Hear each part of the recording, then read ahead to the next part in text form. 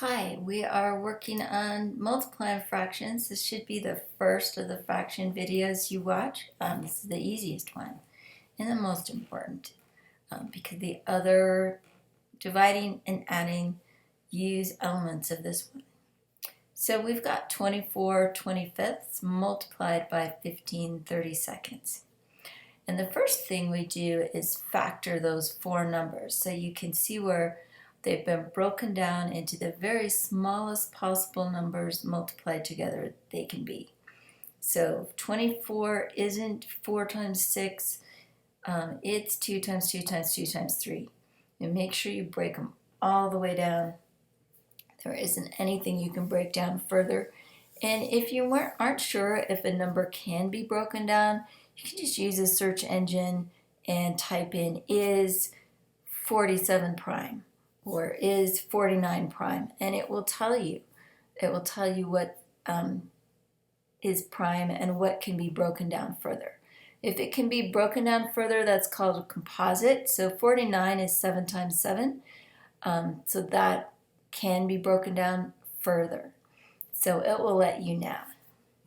And then you rewrite those two fractions as replacing the numbers with the broken down version. So 24 is 2 times 2 times 2 times 3. If you multiply those together, you do get 24.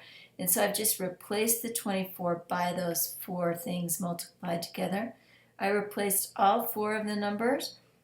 And then since everything's multiplied there, you can write them in any order you want to. I decided to write them lowest number to highest number. It's not really necessary, it just makes it a little cleaner and easier to see. And then you look for ones. So anything divided by itself equals 1. For instance, if you have a pizza and you divide it into 2 slices, but you have both slices, you have one whole pizza. So that's why anything divided by itself equals 1.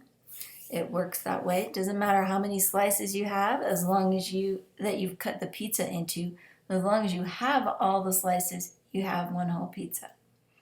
So we are looking for ones here, and you can see we've got 2 over 2, 2 over 2, 2 over 2. Each one of those orange boxes is a 1.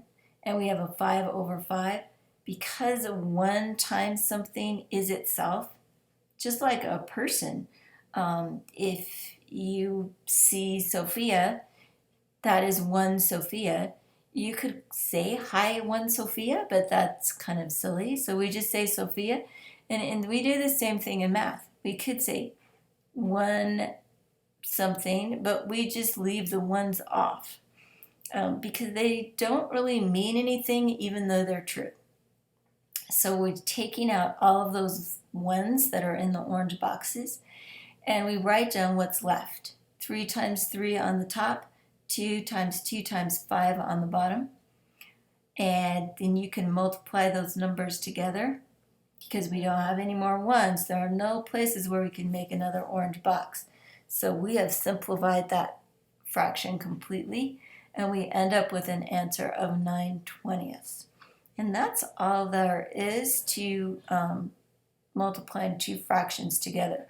Most people are taught to multiply the top two numbers together, 24 times 15, and the bottom two numbers together, and then simplify. But that's so much harder to do. So I like this method. If you like the method of multiplying the top numbers, multiplying the bottom numbers, and then doing a giant simplification, that's fine. It works. Now you can pause and solve the problem on the bottom of the page, and you should get 9/16. So do that. Leave this up on the screen so you can see how it works, and try it yourself.